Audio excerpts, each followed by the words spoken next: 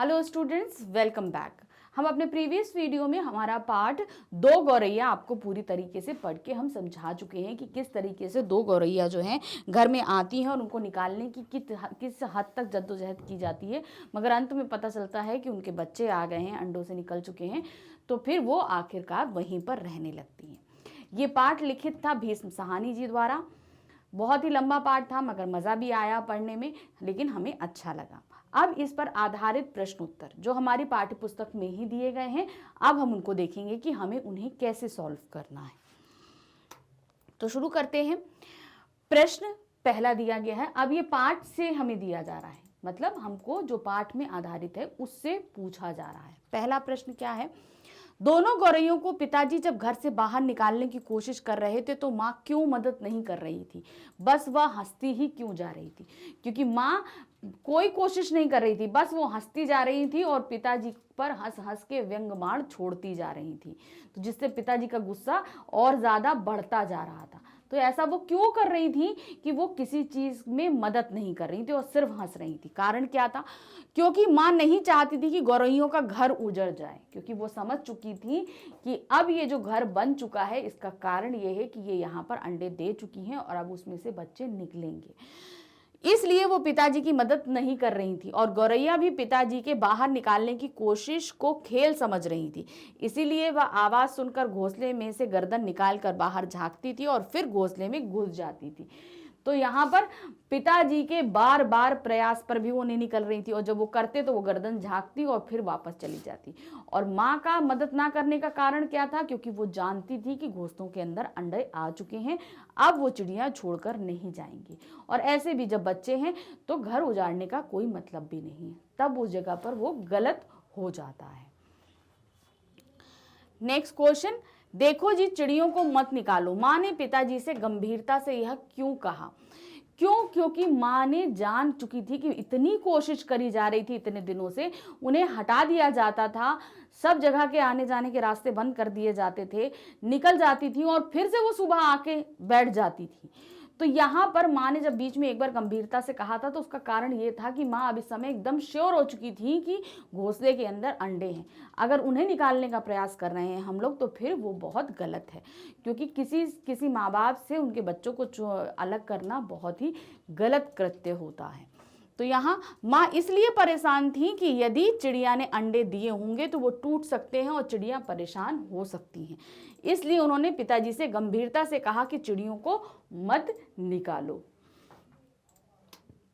Next question, किसी को सचमुच बाहर निकालना हो तो उसका घर तोड़ देना चाहिए। पिताजी ने गुस्से में ऐसा क्यों कहा? क्या पिताजी के इस कथन से माँ सहमत थी? क्या तुम सहमत हो? अगर नहीं तो क्यों?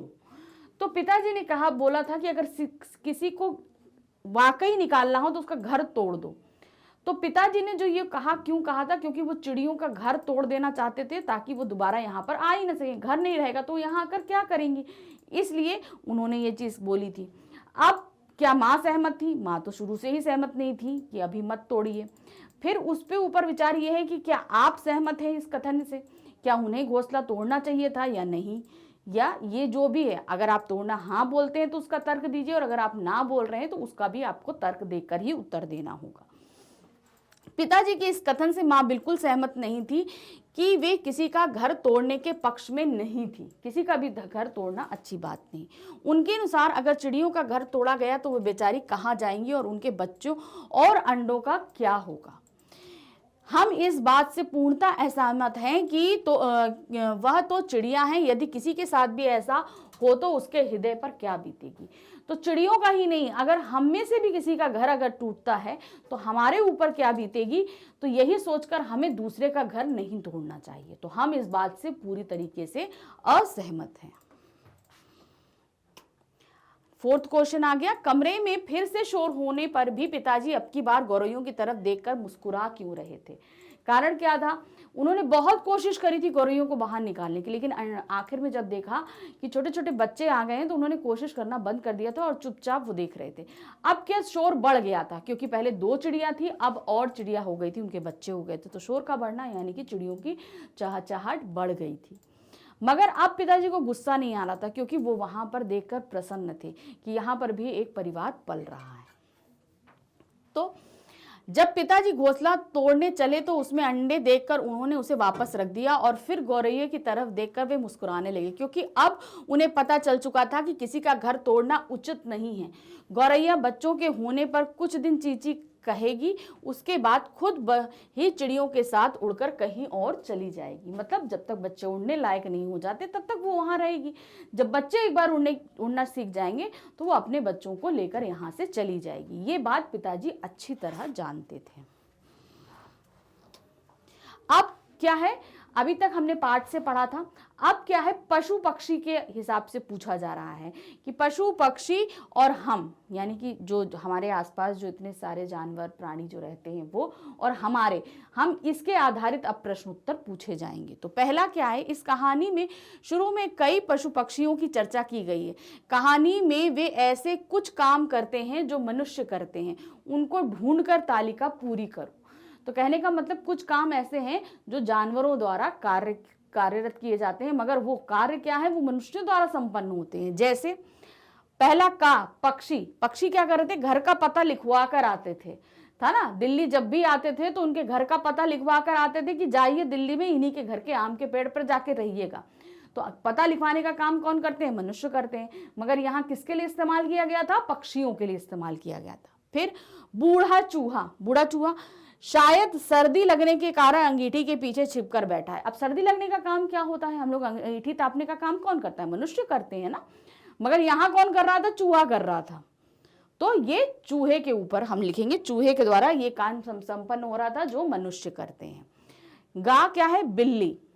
फिर मन आया तो अंदर आकर दूध पी गई, मन ना आया तो बाहर से ही फिर आऊंगी कहकर चली जाती। अब मन का होना ना होना और कहना कि आऊंगी कल आऊंगी, तो ये सारा कृत्य किसके द्वारा संपन्न होता है, मनुष्यों द्वारा संपन्न होता है। मन का होना ना होना मनुष्यों के ऊपर संपन्न होता है, तो ये यहाँ पर इस्तेमाल किया गया था बिल्ली के लिए। फिर चमगादड़, शाम होते ही 2-3 चमगादड़ कमरों के आर पार फैलाकर कसरत करने लगते थे। तो कसरत करने का काम किसका होता था, मनुष्यों का होता है। जानवर पशु पक्षी जो है वो कसरत नहीं करते। तो यहाँ ये जो मनुष्यों वाला कृत्य है कौन कर रहा था, चमगादड़ों द्वारा संपन्न किया जा रहा था। फिर चींटियों की छावनी लगी थी, फौज की छावनी। फौजी में कौन होते हैं, हमारे मनुष्य होते हैं। उनकी छावनी मतलब उनका जो पूरा डेरा लगता है, टेंट्स लगते हैं, सारा चीजें जो असेंबल की जाती है वो लगती है। तो यहाँ पर बहुत सारी चींटियों की छावनी का मतलब अब यहाँ पर मनुष्यों द्वारा छावनी लगाई जाती है। वो कृत्य यहाँ पर किसके द्वारा लिए संपन्न किया जा रहा था, चींटियों द्वारा संपन्न किया जा रहा था। अब क्या है, मल्हार। तो यहाँ पर एक शब्द बीच में कहा गया था, मल्हार गाया जाता है। क्या था ये, नीचे दिए गए वाक्य को पढ़ो। अब हमें एक वाक्य दिया गया है, उसे हमें पढ़ना है, फिर उस पर आधारित प्रश्नों को हमें बताना है। जब हम लोग नीचे उतर कर आए तब वे फिर से मौजूद थी और मजे से बैठी मल्हार गा रही थी। तो ये पाठ का एक सेंटेंस हमने पढ़ा था, ये वही सेंटेंस लिया गया। अब क्वेश्चन क्या है, अब तुम पता करो कि मल्हार क्या होता है। इस काम में तुम बड़ों की सहायता भी ले सकते हो। उत्तर, अब क्या है, मल्हार क्या होता है। मल्हार संगीत का एक राग का नाम है। जैसे राग बढ़े जाते हैं ना, बहुत सारे राग होते हैं, उसी तरीके से उसमें एक राग का नाम है मल्हार। इसके बारे में कहा जाता है कि इसके गाने से बारिश होने लगती है। मल्हार राग कब गाया जाता है, कि इसके गाने से बारिश होने लगे, ये चीज। फिर नेक्स्ट क्या दिया है, बताओ कि क्या सचमुच चिड़िया मल्हार गा सकती हैं। तो मल्हार तो नहीं गा सकती चिड़िया, लेकिन यहाँ वो बोल रही थी इतना ज्यादा, तो इसलिए बोला उन्होंने कि मल्हार गा रही थी। तो क्या चिड़िया मल्हार नहीं गा सकती, लेकिन उनका चहचहाना ऐसा लगता है मानो वह मल्हार गा रही, क्योंकि बराबर बोलती जा रही थी। और मल्हार जो राग गाया जाता है वो बराबर लंबा खींचा जाता है, तो वही उसी तरीके से चिड़िया क्या थी, बराबर बोलती जा रही थी, तो इसीलिए उन्होंने बोला कि मल्हार गा रही थी। फिर बताओ कि कहानी में चिड़ियों द्वारा मल्हार गाने की बात क्यों कही गई। बात क्या थी, दूसरे दिन संडे था, संडे वाले दिन एक दिन पहले उनको भगा दिया गया था, वो फिर से आ गई थी। अब वो अपने में बैठी और बराबर चीची चीची कर रही थी, इसीलिए ये चीज बोली गई थी। तो क्या था, चिड़िया रात में कहीं और चली गई थी, पर दूसरे दिन इतवार को जब उनका चहचहाना घोंसलों में सुनाई दिया तो ऐसा लगा मानो वे एक खुशी से मल्हार गा रही, क्योंकि उनको घर से निकालने के सभी प्रयास विफल हो चुके थे। क्योंकि वो बहुत ज़्यादा खुश थी कि हमें बार बार निकाला जाता था और हम बार बार अपने घर में वापस चले आते थे, इसलिए वो खुश थी। अब क्या पाठ के आगे हमसे कुछ और चीजें हटकर पूछे जा रही है, जहां पर हमको अपनी इमेजिनेशन पावर यूज करनी होगी। अपनी लेखन जो है क्षमता वो हमारी परखी जाती है इस तरीके के प्रश्न उत्तरों में। तो क्या दिया है, अलग अलग पक्षी अलग अलग तरह के घोंसले बनाते हैं। तुम कुछ पक्षियों के घोंसलों के चित्र इकट्ठे करके उसे अपनी कॉपी पर चिपकाकर शिक्षक को दिखाओ। तो इसमें हमें क्या करना होता है, हर पक्षी अलग तरीके का होता है। किसी का पक्षी का घोंसला हमारा क्या होता है, ऐसे जैसे पेड़ की डाल है तो उस पे ऐसे करके है ऐसे बना होता है, ठीक है, ऐसे ऐसे ऐसे करके घोंसले बने होते हैं, उसमें चिड़िया होती है। किसी का क्या होता है, ये पेड़ की डाल है, तो उसमें ऐसे करके ऐसे करके बना होता है उल्टा, ठीक है, उसमें नीचे से घुसने का रास्ता होता है। दूसरा क्या होता है, कुछ पक्षी ऐसे होते हैं जिनका घोंसला ऐसे होता है, ऐसा बना होता है, लेकिन जहाँ रास्ता यहाँ से अंदर जाने का होता है। ऐसे बहुत से तरह तरह के घोंसले होते हैं। तो आप इनका चित्र इकट्ठा करके जो है अपनी कॉपी में लगाइए, ताकि आप यहाँ पर उनको मैम को बता भी सकें कि ये इस तरीके का घोंसला इस पक्षी द्वारा बनाया जाता है। फिर क्वेश्चन नंबर 5 आता है, अंदर आने के रास्ते। अब गौरैया किन किन रास्तों से अंदर आ रही थी, ये चीज हमसे पूछी जा रही है। पूरी कहानी में गौरैया कहाँ कहाँ से अंदर घुसी थी, सूची बनाओ। दरवाजे से, दरवाजे के नीचे से, बालकनी के टूटे कांच से, तो ये सब चीजें हमें लिखनी है। क्या था, चिड़िया कभी दरवाजे से, कभी बंद दरवाजे के नीचे से, कभी रोशनदान के टूटे शीशे में से घर के अंदर घुस रही थी। तो जो भी जगहें थी वो सारी चीजें इसको मेंशन करेंगे।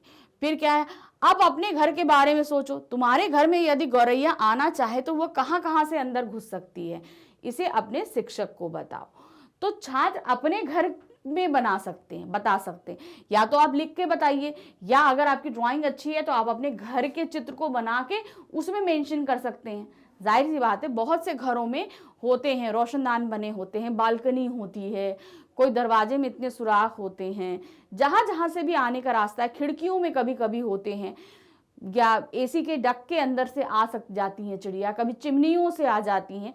तो जो भी जिसके भी घर में जैसे रास्ते हों, आपको वो सूची बनाकर यहाँ पर मेंशन करनी होगी।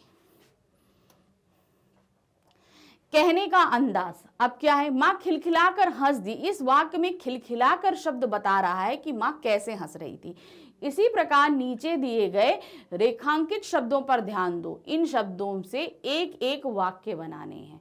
तो अब क्या दिया है हम आपको बताते चलेंगे। जैसे शब्द वाक्य क्या है, पिताजी ने झिड़क कर कहा, तू खड़ा क्या देख रहा है। तो यहाँ पर अंडरलाइन वर्ड क्या है, झिड़क कर का हमें वाक्य बनाना है। तो हमने यहाँ आपके लिए वाक्य बना के दिया है, आप चाहें तो कोई भी वाक्य बना सकते हैं। जैसे मोहन ने अपने मित्र को झिड़क कर कहा कि अब तुम मेरे से बात मत करना। मतलब यहाँ ये दिखा रहा है कि दो मित्रों के बीच में लड़ाई हो चुकी है। फिर दूसरा क्या है, आज दरवाजे बंद रखो, उन्होंने हुक्म दिया। तो यहाँ पर अंडरलाइन वर्ड है हुक्म दिया। तो हुक्म देना मतलब किसी को आदेश देने के बराबर। तो मालिक ने नौकर को हुक्म दिया कि बाजार से सामान लेकर आओ।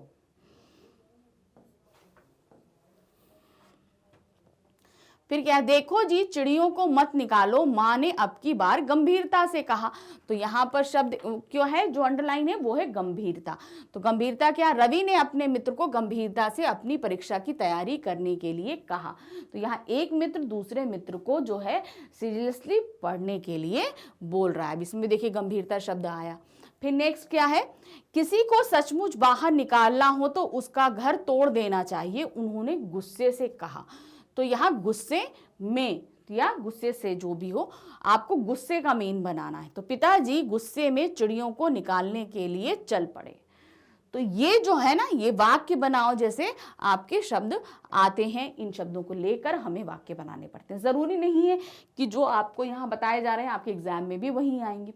तो आपको जो है तैयार रहना है। कहीं से भी वाक्य दिया जा सकता है, पाठ तो बहुत बड़ा है, कोई भी वाक्य उठा के दे दिया जाएगा, उसमें शब्द आपको अंडरलाइन कर दिया जाएगा और उसमें से आपको वाक्य बनाना होगा। नेक्स्ट क्या है, किसने, क्यों, कैसे।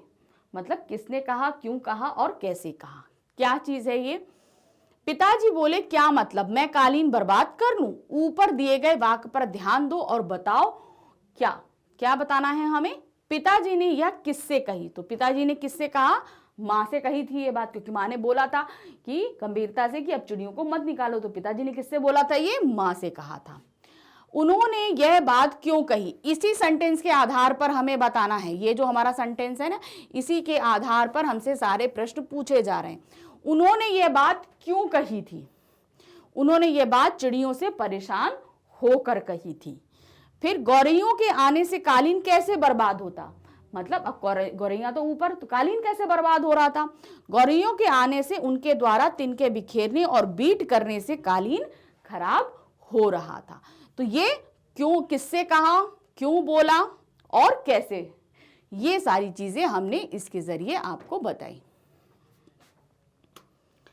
अब क्या, सराय, सराय शब्द इस्तेमाल किया गया था बीच में। तो क्या कि घर नहीं हमारा, ये एक सराय है। सराय हमने आपको बताया था धर्मशाला या होटल, जैसे हम लोग जाते हैं, आजकल होटल हो गया है, पहले होटल से इतने प्रचलित नहीं थे, तो पहले क्या होते थे, सराय या धर्मशाला होते थे, गेस्ट हाउसेस जैसे होते। तो उसी तरीके से सराय भी उन्हीं का एक पर्यायवाची है। क्या दिया, पिताजी कहते हैं कि यह घर सराय बना हुआ है। ऊपर के वाक्य को पढ़ो और बताओ, क्या बताना है, ऊपर वाला वाक्य में पढ़ना है और बताना है। सराय और घर में क्या अंतर होता है, आपस में चर्चा करें। घर में एक परिवार रहता है, सराय और हमेशा रहता है। सराय में क्या होता है, हम लोग जाते हैं, कुछ दिन रहते हैं और फिर चले आते हैं। तो ये चीज बतानी है। जिसमें एक ही परिवार के सब लोग मिलकर रहते हैं उसे घर कहते हैं, और जहां दूर दूर से अलग अलग जगहों से लोग आकर रुकते हैं उसे सराय कहते हैं। पिताजी को अपना घर जो है वो सराय क्यों लगता है, क्यों लगता है, क्योंकि वहां चूहे, चमगादड़, चिड़िया, पक्षी, तोते, चींटियां सभी जो है वो उनके घर में आने लगे थे, इसलिए उन्हें यानी कि पिताजी को घर क्या लगने लगा था, सराय लगने लगा था। गौरैया की चर्चा। मान लो तुम लेखक के घर की एक गौरैया हो। अब अपने साथी गौरैया को बताओ कि तुम्हारे साथ इस घर में क्या क्या हुआ।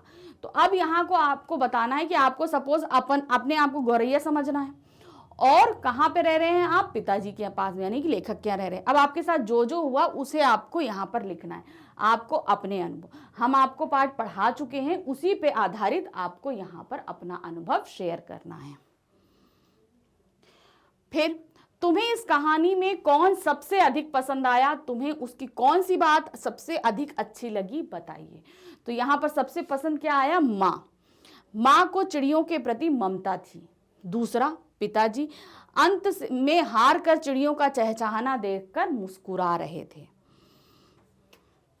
लेखक के द्वारा किया गया चिड़ियों और घर वालों का विवरण, लेखक ने बहुत अच्छा विवरण किया, घर वालों का भी और जो है चिड़ियों का, जो भी जितना भी हो रहा था सभी का विवरण बहुत अच्छे से किया। गौरैया का हर प्रकार से घर में घुस आना, तो जिसको जो भी अच्छा लगेगा वो अपने आधार पर लिखता जाएगा। चूहे का अंगीठी के पीछे बैठना, किस तरीके से वो बूढ़ा चूहा जो है वो अंगीठी के पीछे बैठ जा रहा था। फिर क्या है, बिल्ली का घर में आना और दूध पीकर चले जाना, और साथ ही यह भी संदेश देना कि फिर आऊंगी, अभी तो पी के जा रही हूँ, पेट भर गया, फिर जब मन करेगा तो फिर आगे मैं दूध पी जाऊंगी। कबूतरों का गुटरगू करना, कोई अन्य कुछ और, मतलब कुछ और भी अच्छे लगे, जैसे चमगादड़ों का पर फैलाकर कसरत करना आदि। तो इस तरीके से ये सारी थी। अब नेक्स्ट क्वेश्चन क्या है, माँ की बात। माँ ने क्या चीजें यहाँ पर बताई, जैसे माँ की बात, नीचे माँ द्वारा कही गई कुछ बातें लिखी हुई हैं, उन्हें पढ़ो।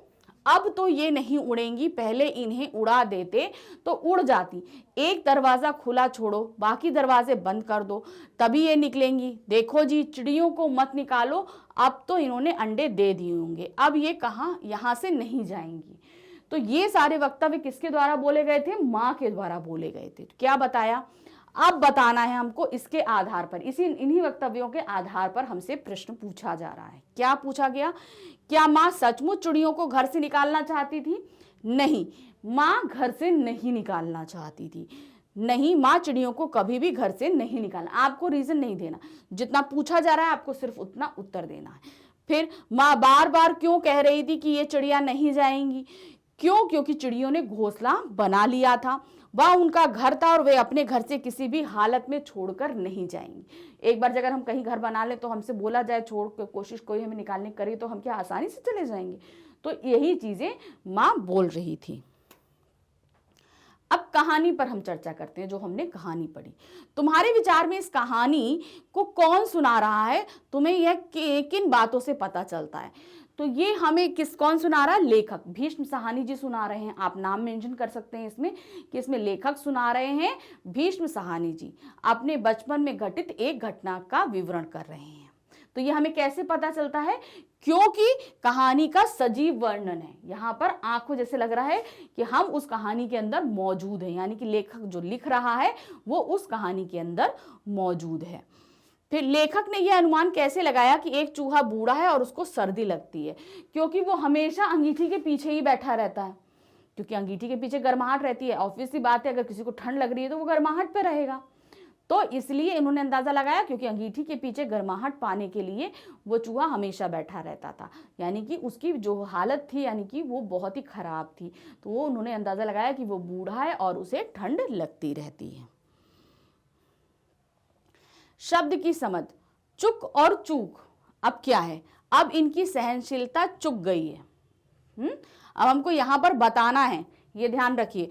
आप वाक्य बनाएंगे फिर बताएंगे। चुक गई, सहनशीलता चुक गई मतलब अब थक चुके, अब नहीं हो रहा है। उसका निशाना चूक गया, चूक गया मतलब टारगेट उस निशाने से हम हिल गए, वहां निशाने पर जाकर नहीं लगा। अब तुम इन शब्दों को समझो और उनसे वाक्य बनाओ। आपके सामने एक एक वाक्य बनाए गए हैं, आप इनसे भी वाक्य बना सके। चूक जाना, सहनशीलता चूक मतलब अब बर्दाश्त की लिमिट से ऊपर हो जाना, बियॉन्ड द लिमिट जिसको हम बोलते हैं। चूक जाना मतलब बियॉन्ड द लिमिट, तो वो चीजें हो गई। फिर चूक जाना मतलब हम अपने टारगेट को हिट नहीं कर पाए, उससे अलग चले गए। अब सुख और सूख, सुख मतलब हमें बहुत अच्छा आनंद महसूस होता है, सूख जाना मतलब कोई चीज ड्राई हो जाना, यही चीज है। सुख के क्षण अनमोल होते हैं, पानी के बिना पेड़ के पत्ते सूख गए, ये दिया। फिर क्या है? धूल और धूल, आंधी के चलने से चारों तरफ धूल ही धूल हो गई। फिर क्या? तेज बारिश से पूरी प्रकृति धुल गई। धूल का मतलब जो मिट्टी के छोटे छोटे कण होते हैं सूखे हुए, वो धूल होते हैं। धुल जाना मतलब कोई चीज पानी से साफ हो जाना। सुना और सूना, प्रधानमंत्री का भाषण सभी ने सुना, सुना मतलब हियर, हम सुन रहे हैं। फिर बच्चों ने अपनी नानी के घर चले जाने से सारा घर सूना हो गया, सुना मतलब यहाँ पर सन्नाटा हो जाना। इसे हम क्या कहते हैं? श्रुति सम भिन्नार्थक शब्द, यानी जो सुनने में एक जैसे लगते हैं जिनका अर्थ अलग होता है। श्रुति सम, श्रुति मतलब सुनना, सुनना सम यानी एक जैसा सुनाई देने वाला, मगर भिन्नार्थक अर्थ यानी जिसका अर्थ अलग अलग हो, सुनने में एक सा लगे मगर अर्थ अलग अलग हो। तो इस तरीके से इस पाठ के सभी प्रश्न उत्तर मैंने आपको बताए।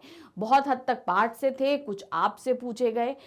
तो आपको खाली पाठ के सारे प्रश्नों को अच्छे से पढ़ना है और अपने आप को इस चीज़ के लिए तैयार करना है कि हमसे अगर कहीं बीच से भी पूछा जाता है तो हम उसका आंसर अच्छी तरीके से दे सकेंगे। तो आई होप ये पाठ आपको अच्छे से समझ में आया होगा, इसके प्रश्न उत्तर समझ में आए होंगे। Thank you, bye bye.